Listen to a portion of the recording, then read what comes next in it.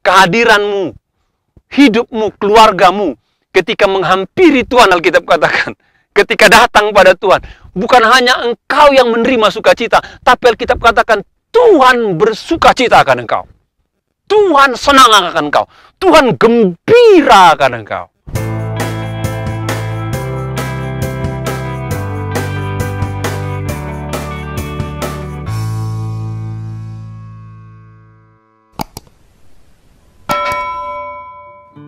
Shalom saudara, kita berjumpa kembali. Saya berdoa kiranya keadaan kita, kondisi kita dalam keadaan baik, terjaga dan terpelihara oleh Tuhan, dalam kondisi sehat, prima, dan stamina yang baik. Dalam masa-masa pandemi kita sangat penting menjaga kesehatan, menjaga jarak, mencuci tangan, agar kita terhindar dari virus yang ada di mana-mana. Dan saya percaya kalau kita berdoa kepada Tuhan, maka Tuhan akan melindungi kita. Saat ini saya akan bawa renungan, judulnya Pemulihan dan Pembaharuan. Judulnya Pemulihan dan Pembaharuan. Zefanya 3:17 Alkitab katakan, Tuhan Allahmu ada di antaramu sebagai pahlawan yang memberi kemenangan. Ia bergirang karena engkau dengan sukacita. Ia membarui engkau dalam kasih-Nya. Ia bersorak-sorai karena engkau dengan sorak-sorai. Zefanya adalah nabi yang berbicara mengenai pemulihan, bicara mengenai nubuatan pembaruan dan pemulihan dalam bagi bangsa Yehuda atau kerajaan Yehuda. Ya, kira-kira dikatakan bahwa kitab ini ditulis tahun 660 sebelum Masehi. Ada banyak penafsir mengatakan bahwa Nabi Zefanya ini masih ada garis keturunan daripada Raja Yehuda, Raja Yosia, yang kembali membawa bangsa ini kepada Tuhan dan Yehuda dipulihkan oleh Tuhan. Dan saya percaya kesalehan daripada Raja Yosia yang turun kepada anaknya, turun kepada cucunya.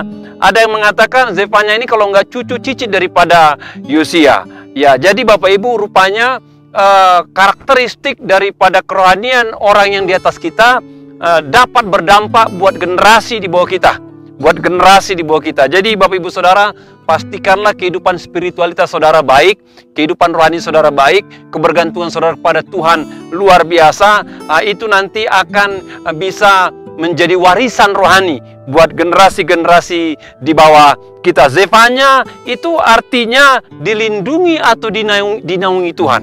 Arti nama Zefanya adalah dilindungi atau dinaungi oleh Tuhan. Salah satu pesan daripada apa yang disampaikan Zefanya kepada umatnya, yaitu bagaimana Tuhan akan memperbaharui dan memulihkan Yerusalem, bangsa Yehuda, dari kehancuran yang mereka alami. Secara historis ini adalah berbicara mengenai pesan Tuhan kepada bangsa Israel. Namun secara implikasi saya mau katakan, ini dapat menjadi dasar pondasi kehidupan rohani kita, di mana Tuhan juga mau memperbaharui dan memulihkan kita. Bagaimana kita memahami tentang pembaruan pemulihan Tuhan buat umat percaya berdasarkan sejarah pengalaman orang Israel bersama dengan Tuhan. Bapak Ibu, dalam Zefanya 3:15 dikatakan, Tuhan telah menyingkirkan hukuman yang jatuh atasmu, telah menebas binasa musuhmu, Raja Israel, yakni Tuhan ada di antaramu, engkau tidak akan takut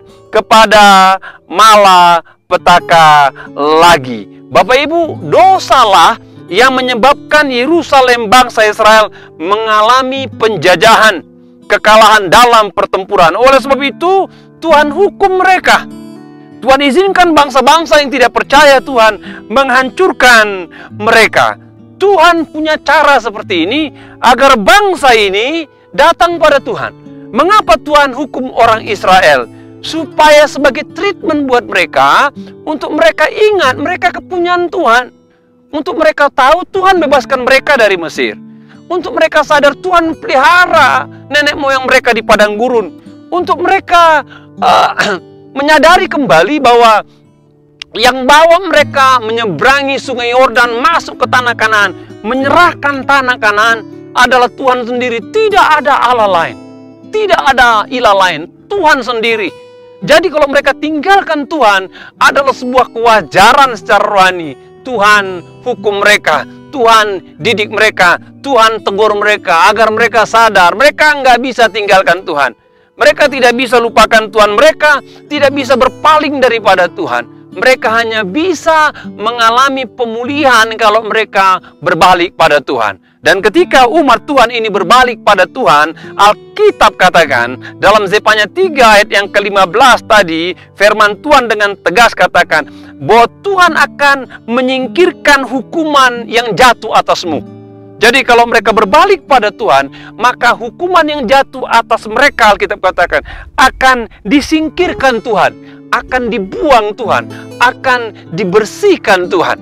Jadi kalau ada hukuman itu berupa musuh yang datang menghampiri mereka, menghukum mereka, maka Tuhan dengan kuasanya akan menyingkirkan bangsa ini pergi dari bangsa Israel. Ketika bangsa Israel tidak mampu memenangkan pertempuran dengan mereka, ketika orang Israel tidak mampu mengusir mereka, ketika orang Israel tidak berdaya terhadap kekuatan bangsa atau kekuatan musuh-musuh lain.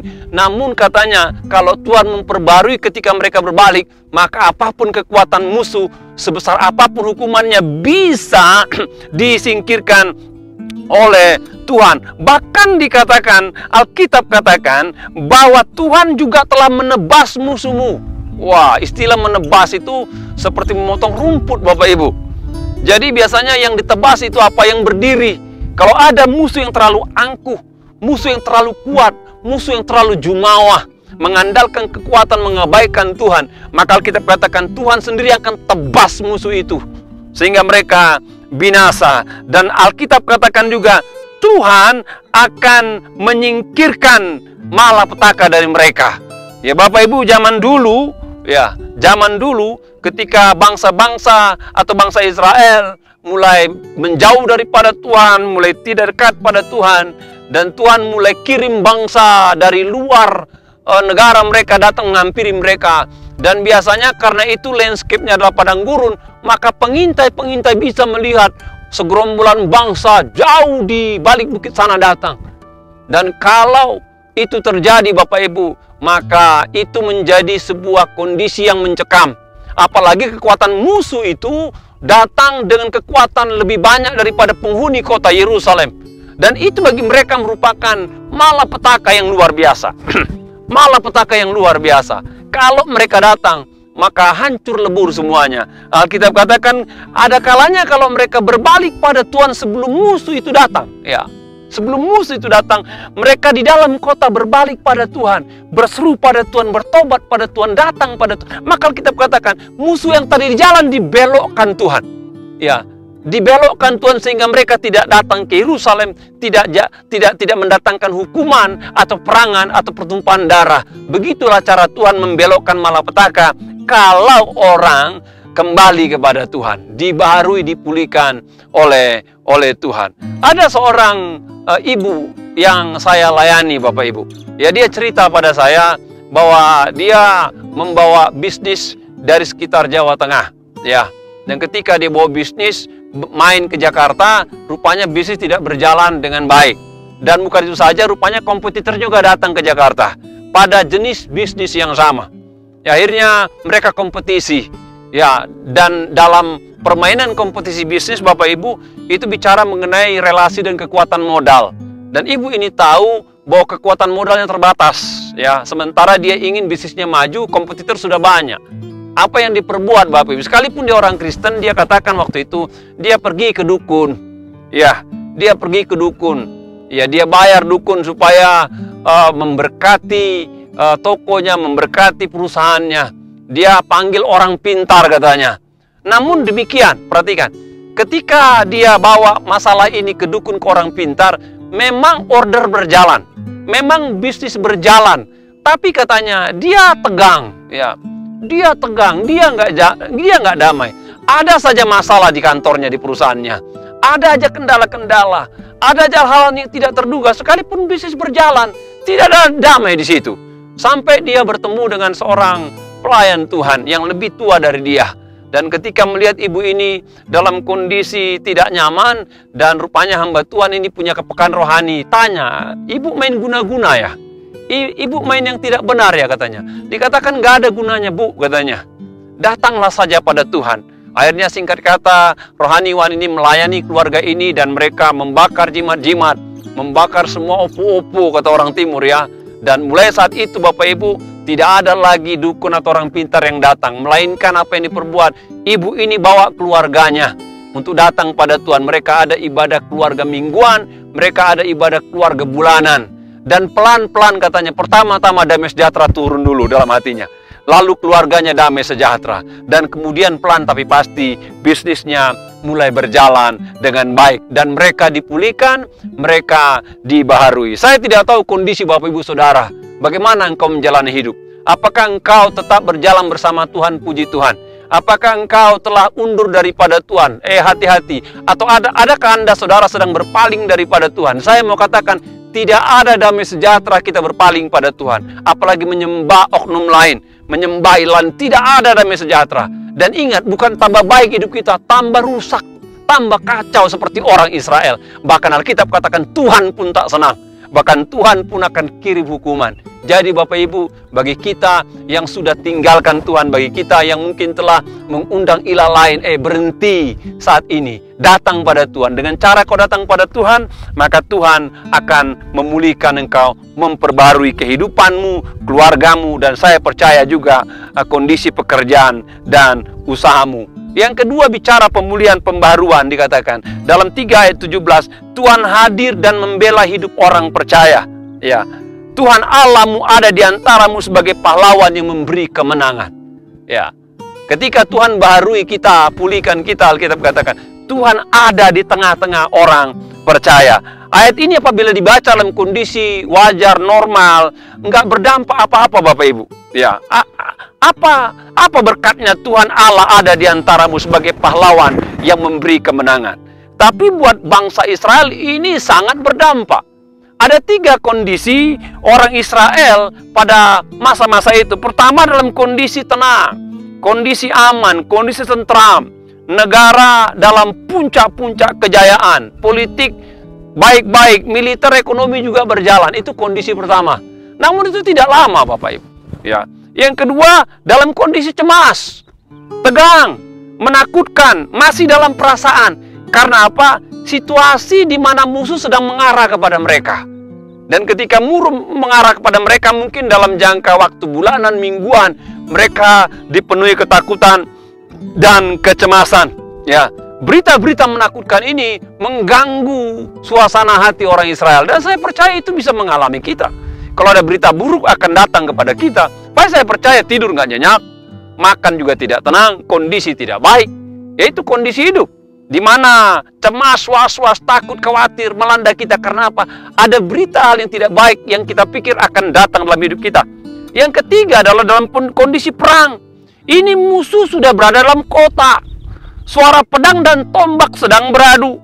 Suara teriakan orang-orang yang terbunuh, ya tertombak, kena tebas dengan parang, itu teriakan yang membahana.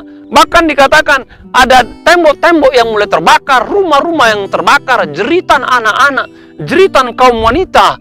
Dalam kondisi perang seperti ini Bapak Ibu, hiruk pikuk luar biasa. Ya. Dan kalau hiruk pikuk luar biasa, dalam kondisi perang, 2 bangsa berkecamuk dalam sebuah kondisi perang, mental daripada pasukan, perhatikan, mental semangat daripada pasukan itu akan berkaitan erat dengan keberadaan raja di tengah-tengah mereka. Kalau mereka tahu raja di tengah-tengah mereka, mereka akan terus berjuang sampai habis. Karena mereka tahu ada raja. Sekalipun ada raja, tidak jaminan mereka selamat atau raja mereka selamat. Namun minimal kalau ada orang yang mereka andalkan turut bertempur di medan perang, mereka nggak takut Bapak Ibu. Sekalipun pedang beradu, tombak beradu, api menyala, teriakan ada. Karena mereka tahu masih ada pemimpin mereka, mereka tetap semangat menuntaskan perjuangan itu. Masalah kalah menang itu urusan belakangan. Alkitab katakan demikian dengan Allah. Ketika Anda berperang, wah ini pesan rohaninya. Ketika Anda berperang, Alkitab katakan ada Tuhan yang bersama Anda di medan perang. Sekali lagi, ketika Anda berperang, ketika Anda berjuang, ketika Anda bertempur, Alkitab ini katakan Anda tidak sendiri. Allah pun turut bertempur, berjuang, berperang dengan Anda dalam kondisi kacau balau. Dalam kondisi kacau balau. Dan biasanya Bapak Ibu, semangat yang besar ya dalam pertempuran itu akan terpacu kalau kita tahu bahwa pemimpin kita ini telah banyak memenangkan pertempuran, telah terbukti memenangkan pertempuran. Kita yakin walaupun kemenangan belum tercapai, karena kita tahu pemimpin kita pernah melewati masa-masa yang gawat, kita yakin ini juga pasti lewat. Dia juga pasti bisa kerahkan komando dan menangkan pertempuran. Saya ingat kisah kuno antara Yunani dan Sparta. Sparta itu kota bertembok Bapak Ibu, di atas bukit, ya, di tepi pantai. Nggak mudah, belum ada bangsa yang bisa menembus Sparta. Dan Yunani nggak bisa menembus. Sampai mereka bikin sebuah strategi membuat patung kuda besar dari kayu, ya. Namun di dalamnya nanti ada pasukan elit Yunani bersembunyi. Dan ketika patung kuda ini dibawa masuk ke Sparta pada malam hari, maka perut dari patung kuda itu adalah pintu dan mereka keluar pasukan elit dan mereka mulai bakar, mulai berperang. Ya, salah satu pemimpin daripada pemimpin Yunani kuno ini bernama Achilles, ya. Achilles dikenal sebagai pemimpin perang yang luar biasa, jenderal perang yang luar biasa. Ada banyak puluhan, mungkin ratusan pertempuran Yunani telah dimenangkan dengan hadirnya Achilles. Dan itu memacu pasukan Yunani menggempur Sparta sedemikian rupa. Sekalipun akhirnya Achilles mati, namun pertempuran itu dimenangkan pasukan Yunani. Karena apa? Mereka tahu ada Achilles bersama dengan mereka. Saya tidak tahu pertempuran saudara hari ini. Saya tidak tahu perjuangan Anda hari ini. Saya tidak tahu peperangan Anda hari ini, ya.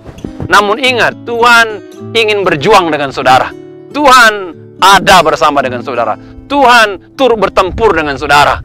Dan saya percaya ketika pertempuran selesai, engkau mendapatkan kemenangan. Engkau tahu Tuhan ada bersama dengan engkau, memberikan kekuatan, memberikan pemulihan, memberikan pembaharuan. Bapak Ibu, saat ini masa-masa sulit. Ada banyak perjuangan di sana-sini, ada banyak pertempuran di sana-sini, ada banyak peperangan yang kita mainkan dalam segala segi kehidupan kita. Namun ketika engkau masukinya, jangan takut. Ada Tuhan bersama dengan engkau, dan pasti bersama dengan engkau, dan pasti engkau yakin percaya, Dia Tuhan yang hebat. Pertempuran itu pasti dimenangkan, karena Tuhan kita telah terbukti sebagai Tuhan yang luar biasa. Yang ketiga, bicara mengenai pembaruan, pemulihan.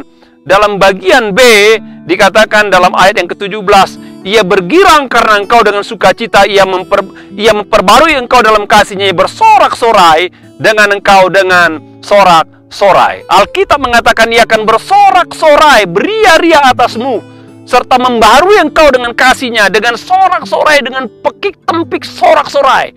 Bapak Ibu, Alkitab ini menuliskan bagaimana emosi Tuhan. Ya, jadi Zefanya Bapak Ibu itu memakai bahasa bahasa manusia. Ya, bahasa manusia, ekspresi manusia. Yang saya tahu Tuhan itu roh, ya, tak berwujud. Namun dalam tulisan Zefanya mengatakan ketika Allah berekspresi dikatakan, maka Tuhan bisa saja memakai ekspresi yang dimiliki oleh manusia, bahkan lebih. Ia akan meloncat dengan gembira ketika melihat engkau, sebab Ia telah menghidupkan kembali cintanya. Ia akan bersorak-sorak gembira dan merayakan pesta karena engkau dalam bagian lain. Ayat ini adalah ayat yang paling ekspresif dan luar biasa. Bagaimana Tuhan bergirang karena kita. Bagaimana Tuhan bersuka cita karena kita. Pertanyaannya, apa yang membuat Tuhan bersuka cita? Itu pertanyaannya.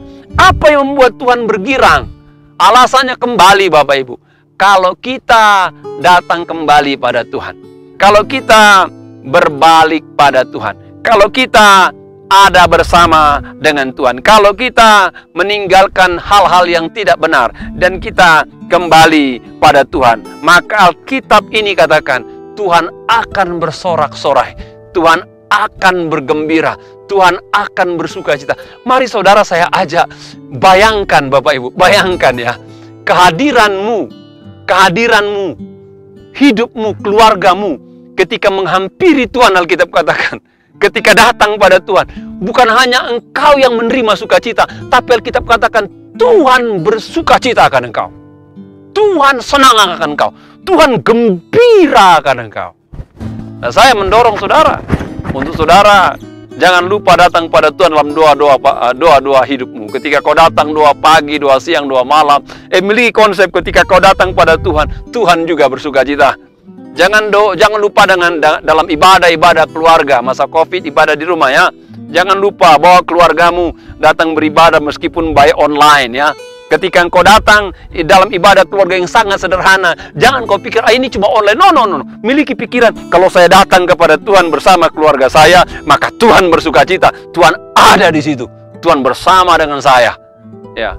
Bayangkan saudara, ketika engkau datang beribadah nanti, kalau Covid sudah selesai, engkau datang ke gereja, engkau datang ke rumah Tuhan, ke tempat peribadatan ya. Yakin percaya, ketika kau datang, kau bukan hanya untuk menikmati suasana hadirat Tuhan, tapi Alkitab katakan, di tengah-tengah ibadah di mana kau hadir, di mana kita hadir, ada Tuhan yang bersuka cita. Ada Tuhan yang bergembira karena kehadiran kita.